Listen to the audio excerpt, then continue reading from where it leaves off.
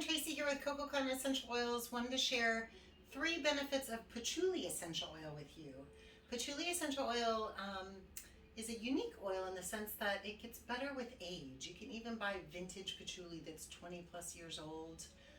So it's a really neat oil in that aspect. But the number one benefit of patchouli essential oil is its grounding properties. So it brings you into the present moment, grounds you, centers you, helps lower that stress and anxiety level.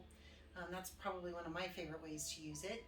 The second benefit of patchouli I want to share with you is for dry skin, dry aging skin. You can add 5 drops of patchouli to 1 ounce or 2 tablespoons of argan oil, and then you have a all-natural face moisturizer. And the third benefit of patchouli is its bug repellent properties.